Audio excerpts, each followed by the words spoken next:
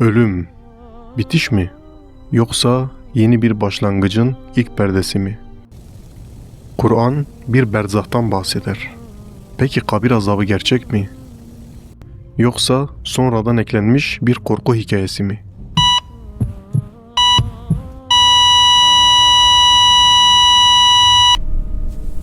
Cevap, düşündüğünden çok daha sarsıcı.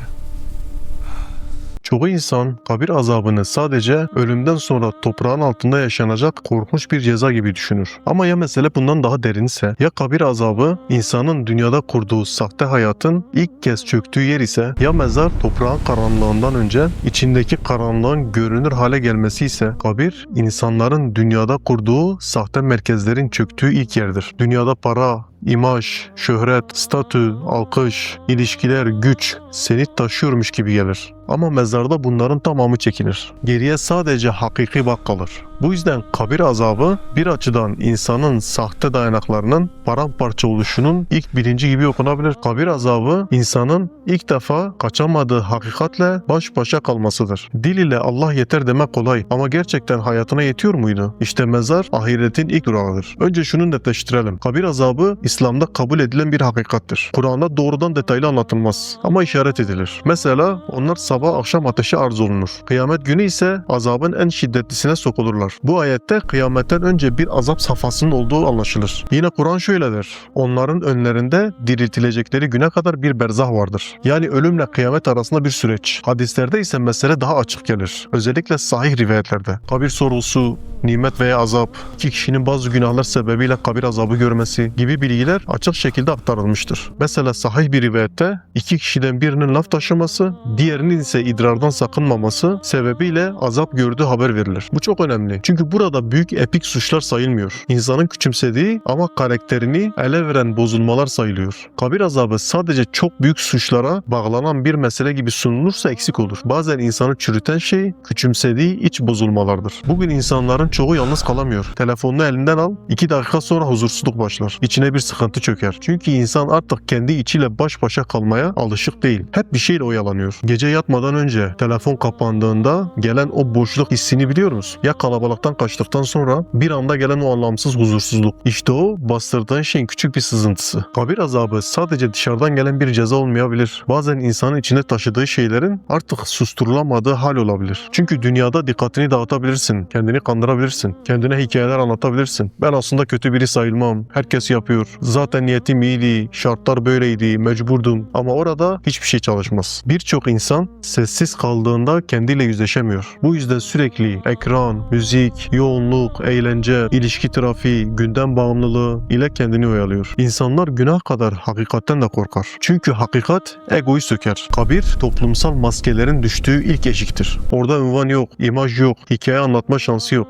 Bu yüzden kabir azabı bir yönden yalansız kalma azabı olarak da düşünülebilir. Kabir azabı belki de tevhidsiz yaşamış bir ruhun dağınıklığıyla baş başa kalmasıdır. İnsan dünyada vicdanı susturabilir. Alışkanlıklarla, kalabalıklarla, ideolojiyle, mizahla, meşguliyetle. Ama vahyin işaret ettiği berzah düzeyinde bu bastırma mekanizmaları çalışmaz. Bu yüzden kabir azabı sadece ateş ve daralma dilinden ziyade vicdanın bütün kaçış yolları kapandığında yaşanan sıkışma olarak da düşünülebilir. Bir insan kendi değerini sadece üretim, kazanç, başarı, görünürlük üzerinden kurduysa aslında içten içe Rablik yetkisini dünya ölçülerine vermiş olur. Bu gizli şirk kapısıdır. Çünkü kalbi Allah'ın değerlendirmesinden çok sistemin değerlendirilmesine bağlanmıştır. Mezar bütün kariyer dosyalarını kapatır. Geriye sadece kul kalır. Buna alışmamış ruh için bu sarsıcıdır. Gösteriş, kul hakkını hafife alma, laf taşıma, bakışları kirletme, içten kibir, gizli riya. Modern insan bunları çok da önemli şeyler gibi görmez. Ama sahih rivayetlerin verdiği işaret şu. İnsanı kabirde ezen şey bazen büyük görünen günahlardan çok kişiliğe işlemiş çürümedir. En ilginç modern tip budur. Allah'a inanır, ahirete inanır ama hayat kararlarında belirleyici olan çevre baskısı, ekonomik korku, haz, kariyer, ilişki bağımlılığı. İşte burada gizli şirkle kabir teması birleşir. Çünkü insan teoride mümin, pratikte çoklu otoriteye bağlı. İnsan sosyal bir varlıktır. Toplum ona sürekli uyuşturucu verir. Normalleştirme,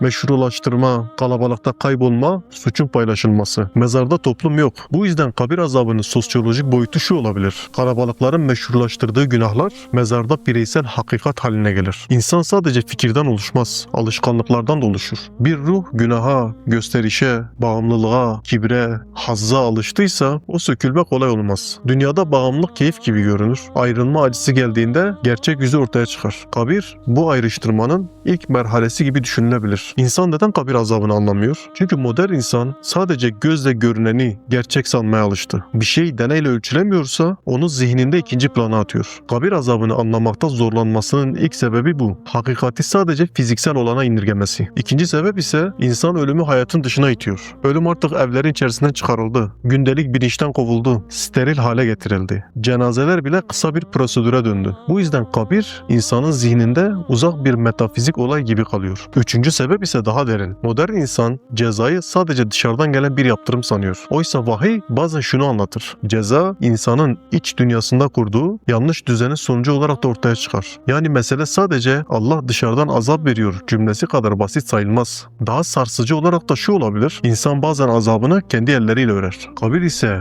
o ördüğü şeyin saklayamadığı yerdir. Kabir azabı belki de sadece bir ceza değil, bir yüzleşme. Hayatın boyunca ertelediğin her şeyle ilk kez yalnız kaldığın yer.